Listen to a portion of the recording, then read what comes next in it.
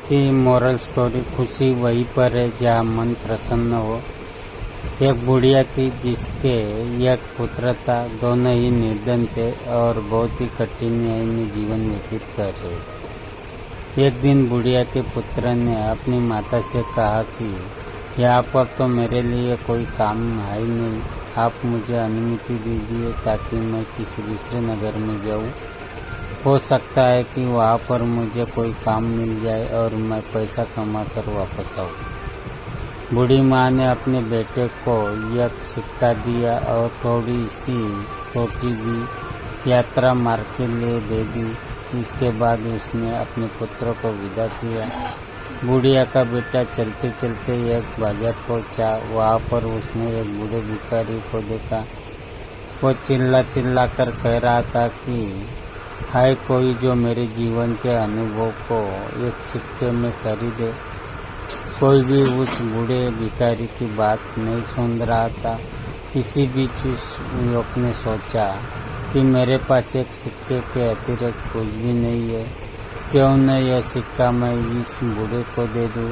उसने यह सोचते हुए कि आजीविका का प्रबंध करने वाला तो ईश्वर है, वह सिक्का बूढ़े को दे दिया। सिक्का देते समय युवक ने उस बूढ़े से कहा कि अब तुम मुझको अपने जीवन का अनुभव बताओ।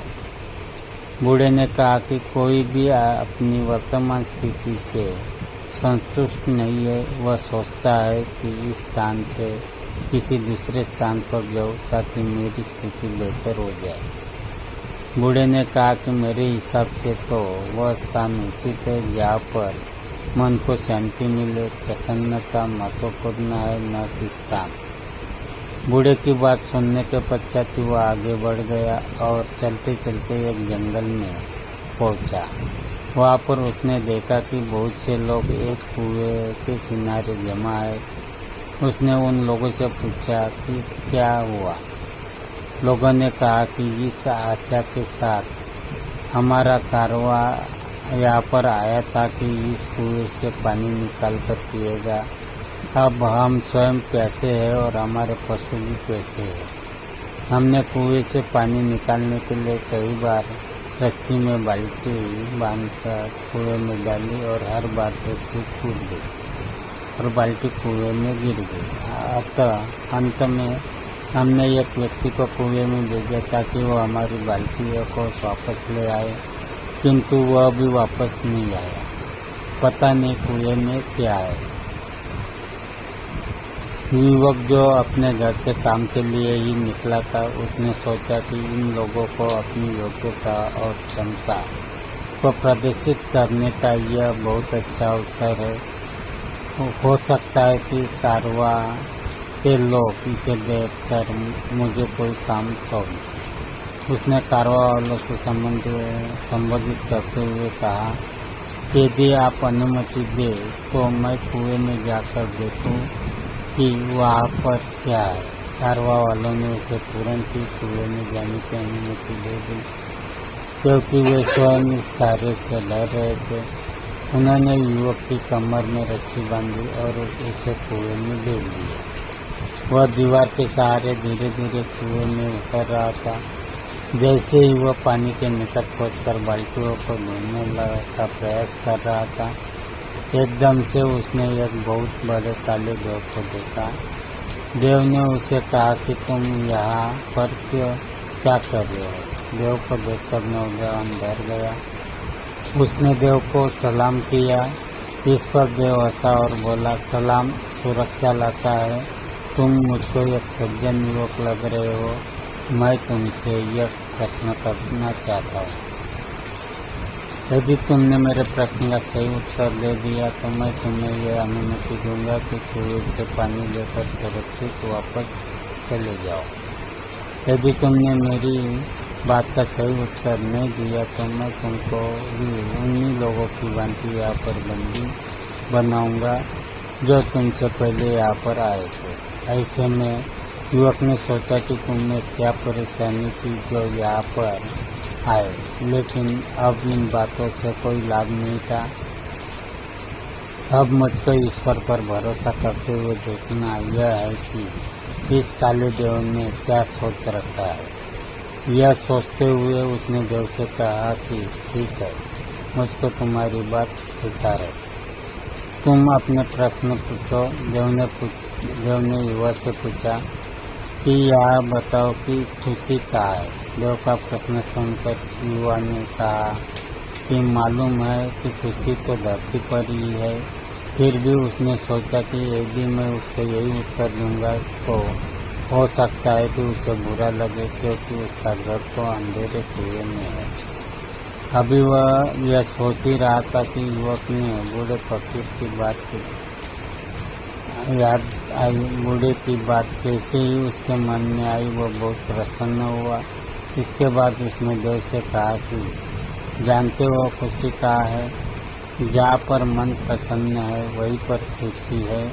उसकी बात सुनकर देव बहुत प्रसन्न हुआ। उसने कहा कि तुम्हारी बातों से पता चलता है कि तुम बहुत समझदार और अनुभवी हो। तुमसे पहले जिससे मैंने यह प्रश्न किया था उसने मुझे कहा था कि धरती पर पाए जाने वाले बाग खुशी का स्थल है, जबकि मुझको तो यही स्थान अच्छा लगता है और मैं इसे ही पसंद करता हूँ। देव ने कहा कि जाओ, बल्टियों को ले जाओ, मैं तुमको 3 अनार दूंगा। जब तक अपने घर न पहुँच जाना, किसी से भी इस बारे में कोई बात नहीं करना। युवक ने देव का आभार व्यक्त किया, बाल्टियों को पानी से निकालकर एकत्रित किया और उनको पानी से भरकर वापस ऊपर भेज दिया। उसके बाद वह भी कुएं से सुरक्षित वापस निकल आया। बाहर आने के बाद उसने देव की कहानी कारवा वालों को सुनाई, किंतु अनार के बारे में उसने उनसे कुछ भी नहीं कहा। कारवा वालों से उनका आभार व्यक्त किया। फिर युवक कारवा के साथ अपने नगर वापस आ गए। जब वह अपने नगर पहुंचा तो कारवा वालों ने उसे एक गाय और भेड़ उपहार स्वरूप दी। उन्होंने कहा कि हम कुछ समय तक तुम्हारे नगर में रहेंगे। जब हम यहाँ से वापस जाएंगे तो तुम भी हमारे साथ आ सकते हो और हमारे लिए काम कर सकते हो। इसके बाद युवक ने कारवा वालों से विदा ली और अपने घर की ओर चल पड़ा। अपने पुत्रों को देखकर उसकी माता बहुत प्रसन्न हुई। उसने कहा कि बहुत अच्छा हुआ कि तुम आ गए। मुझको तो आशा नहीं थी कि तुम इतनी जल्दी वापस आ जाओ। युवक ने कहा कि ईश्वर ने मेरी सहायता की। अब तक मुझे एक गाय और एक भेड़ उपहार में मिल चुकी है। कुछ दिनों के बाद अब मैं कारवा वालों के साथ उनके नगर जा सकता हूँ और उनके लिए काम कर सकता हूँ। रात को माँ और बेटे ने खाना खाया। माँ थकी हुई थी अतः जल्दी सो गई। युवक ने अपनी जेब से एक अनार निकाला और उसका एक टुकड़ा काटा। अनार के दाने बहुत चमक रहे थे, जो जगमगाते रत्न की भांति थे। युवक को पता चला कि अनार के दाने बहुमूल्य रत्न है। ये जानकर वह बहुत खुश हुआ। वह कारवा के साथ यात्रा पर नहीं गया। उसने कुछ रत्न लिए और उन्हें जाकर बाजार में बेच दिया। उनसे मिलने वाले पैसों से उसने एक दुकान खरीदी और व्यापार आरंभ कर किया। जब भी लोग किसी ऐसे व्यक्ति को देखते हैं जो अनुपयुक्त स्थान पर रहता हो या उनकी आय कम हो और बड़ी कठिनाई में जीवन व्यतीत करता हो, लेकिन इन सब के बावजूद भी वह प्रसन्न हो, तो लोग यह कहावत दोहराते हैं, पूजा खुश हस्त अंजा के दिल खुश हस्त है। अर्थात खुशी वहीं पर है जहाँ मन प्रसन्न हो।